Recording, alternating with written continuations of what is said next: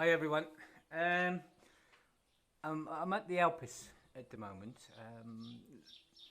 and I have a gentleman here with me who I met last year for the first time. He came into the wood shop, and then later on, I met him many occasions down in the car park, looking after the refugees. And many mornings he was there with his little bag of food and everything else. And so anyway, he came back uh, last week, and um, yeah, I would like you to, the problems we had here last year. In the car park, and the problems we're having now. We're having a lot of problems now with people being threatened, and I've been threatened, and I mean, I'm being threatened all the time. But the other week, there was a group coming to hang me and my wife. And it's constant. They want to rape my daughter. They want to slit my throat. And now other people are being threatened. I know the IRC camp. There's been a lot of threats in the last few weeks going on out there. I've had 3 separate people this week tell me about the threats going on. I mean, this basically this has got to stop. I mean, a lot of times the people are saying, "Oh, you shouldn't put this on Facebook. You shouldn't put that on Facebook." But it's okay for people to threaten to kill people and hang people and rape people. That's okay. But it's not right for us to put anything on Facebook about the refugees. Anyway, last year I said many times, there was many incidences where tourists were being threatened. And a lot of tourists were helping us and everything else, and it was a lot of our regular tourists, and they said they wouldn't come back again. And believe it or not, last night I had another email from friends of ours that helped us and helped my daughter with her guitar. He's a flamenco player, and they're not coming this year either. I mean, a lot of the things that went on, people are saying now, oh, it's because of the volunteers and it's because of the NGOs and everything else, and because of the refugees.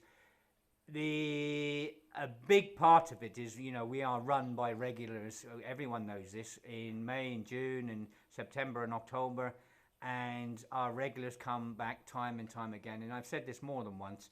When they got threatened last year because they were helping, it just disillusioned them completely. The love of their life, Molivos, and that was this big place where they've loved all their life, and some of them have been coming 20 years. All of a sudden, they hear what's going on and they're being threatened because they're helping refugees. So anyway, I just want to put you over to this gentleman and let him tell his story from last year. Maybe he'll tell us, why he came back this year, and obviously he does love the place. So okay, I'll let him tell his own story and leave it at that. Okay. My partner and I have been visiting Lesvos for 11 years. We admire its culture and history, and the people here are lovely. We have many Greek friends, some of whom we consider as family members now. So we understand everything it offers.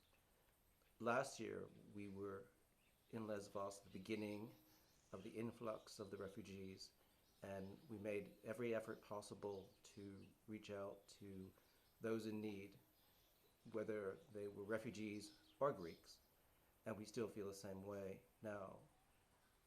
When we were helping the refugees, we saw many people in great need. We primarily addressed those who were most vulnerable: the children, the women, the disabled, and seniors. But we also helped men who were injured and those who simply needed help. And we also witnessed many incidents of both volunteers and Greeks helping the refugees.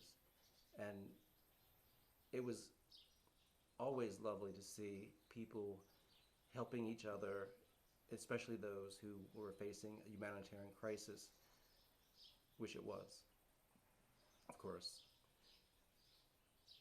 However, there were a few incidents of intimidation we witnessed as well. I was threatened a few times, both by verbal insults and shouting. We also witnessed refugees being intimidated by men riding on motorcycles, attempting to threaten the refugees by running them over. And it was very sad to see, because we understand and know these are very few of the Greeks we know. It's something that was surprising to us and disappointing. And we're here again to help both refugees and Greeks in need, and do as much as we can while we are here. And we will continue to visit Lesbos over the years, but we would like to see the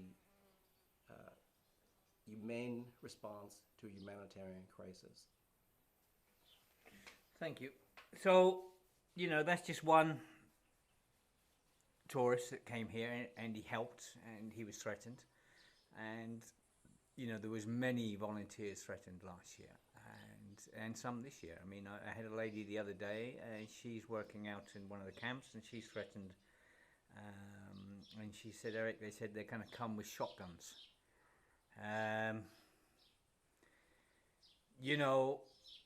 This is very, very few people, as I keep saying, but this has got to stop. Blaming the lack of tourism on NGOs and volunteers that can come here and help save lives and help vulnerable people, I think it is absolutely disgusting. As I said, you need this positive response. And I said a few weeks ago, we need a very positive response, and we need to change this round and bring tourists back in. The problem is here, the same people that were screaming and shouting last year are doing exactly the same now. And there's a great possibility we're going to get a lot more refugees. We've had 6 boats coming in the last 2 weeks. If the Turkish EU deal collapses, then we're going to get a lot more come in. If these threats towards tourists and towards volunteers continue, then believe me, we all might as well sell our businesses and go elsewhere.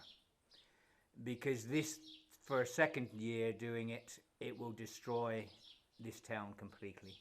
There will be no business at all. This has to stop. The people that done the damage last year, the people that made all the mistakes last year, they're standing up and shouting again now. This has to stop. If you really, really want to save your town, you've got to get together, and you have to stop these few people destroying the town. Some of the threats I've heard going on in the last few weeks is absolutely disgusting. And some of the people that were threatening last year are playing the double game now. They're superheroes now. They were out on the beaches. They weren't slashing my tyres and threatening to kill my family and things. They were out on the beaches rescuing and everything else. Amazing. And the same people who have threatened me again in my family. And the same stories are going round. This is not helping this town at all. This is not helping the town. The town keeps saying, don't put this on, don't put that on. But it's okay for people of the town to threaten to murder people and kill people and rape people. And that's okay. And threaten tourists. That should never happen.